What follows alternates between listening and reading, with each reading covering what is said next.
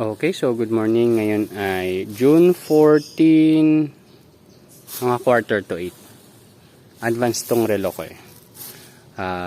June 14. So ito yung tanim natin nung May 2. So goods na yung size nila. Actually, sobrang laki na nila. And nag-irrigate lang tayo ngayon. Yan, yung basa. So quick update lang muna tayo dito sa ating seedlings na tinanim natin nung ano ba to? May 16 yata to eh. Pero yan, tingnan nyo.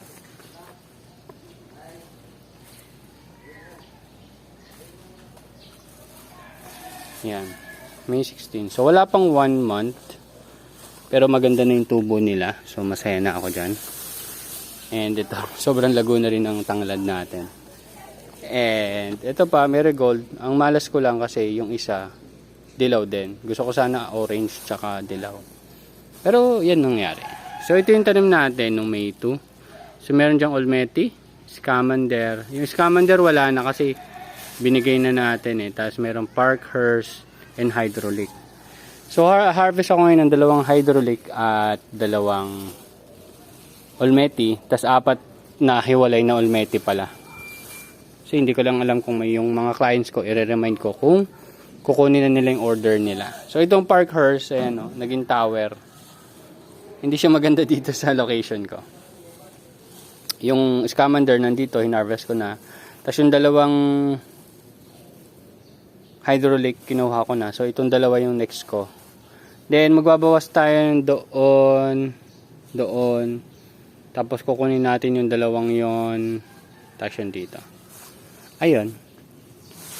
So, ang harvest time ko talaga is kahapon, which is June 13. Pero nakita nyo naman, more than 3 boxes na yung naubos natin. Kasi nag-early harvest tayo. Kasi may mga goods na yung size eh. So, hindi ko pala nalagay dito yung hygrometer. So, i-set up ko yung hygrometer dito.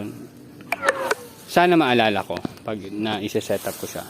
Then, maliban doon, timbangan. So, para makita rin natin yung raw weight nito. Pero, based naman sa itsura nila, goods na sila for 35 pesos. Kaya, hindi rin naman tayo nahihiyang ibenta sila ng 35 pesos.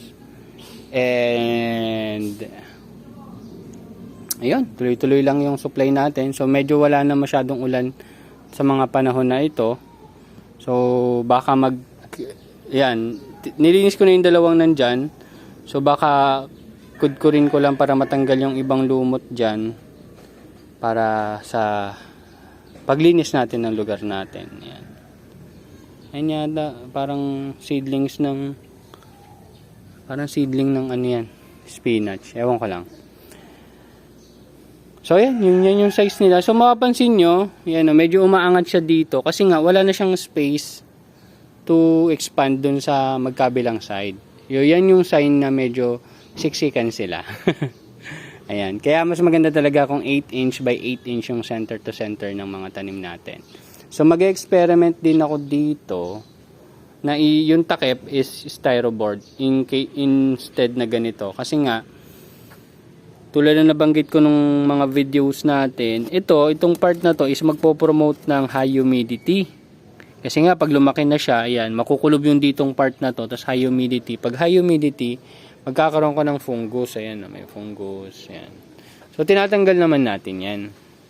Yun naman yun. Kaso minsan nagiging severe, so marami natatanggal. Syempre iniiwasan natin yung ganon kasi bawas na rin yun sa itsura ng ating mga lettuce. Pero anyway, pakita ko lang sa inyo yung ugat nila. Ito, lunisin ko na to para makuha ko na rin yung box. Ayan.